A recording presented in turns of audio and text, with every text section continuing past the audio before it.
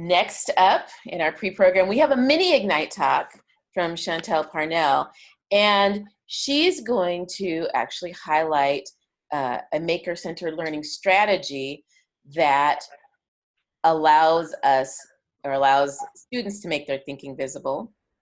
And the maker-centered learning strategies come from Agency by Design research project. And researchers found that these strategies were really prevalent in maker-centered learning environments. And some of them include things like students as teachers, the tools and materials in the environment as teachers, there's co-inspiration and co-critique between students, and lots of collaboration. So Chantall is going to highlight another one of these strategies and how she uses it in her classroom and lead us through some thinking around it. So take it away, Chantall.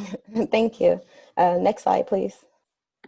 So in my class, I focused on the strategy, figuring it out. And I did that and I did that by doing code talks every Monday with my students, where we were able to figure out what was happening with the code segment before we actually saw the program.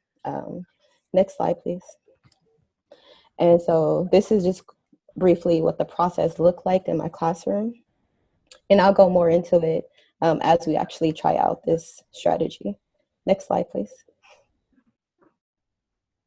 So if I were in my class, then I would set up the code talk by letting students talk with their teams for about 2 minutes.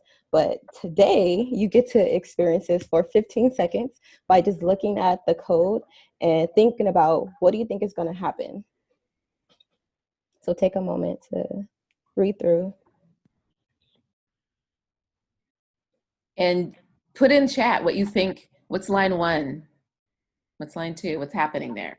Go ahead, feel free. Who knows?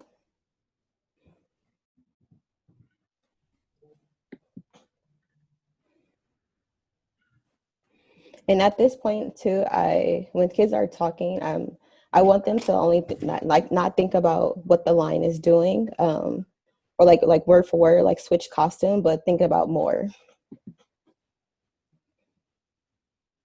Okay, next slide, please.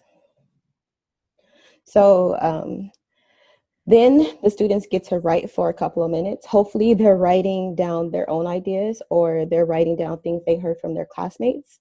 And then once we get into the whole class discussion, I call on different students and reveal what I expected them to say. And as I'm revealing, if a student says something, describes it a little bit better, I delete what I have and I put in the student's words. And again, if I were in class and I would show it line by line, they wouldn't see everything on the screen. Next slide, please. And then finally, I show the students what's actually happened. So I'll run the code for them.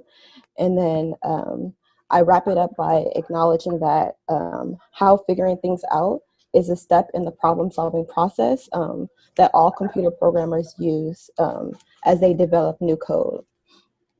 So it's not only just type it onto the computer, there's discussion, you get to think about it, you get to try out different things first.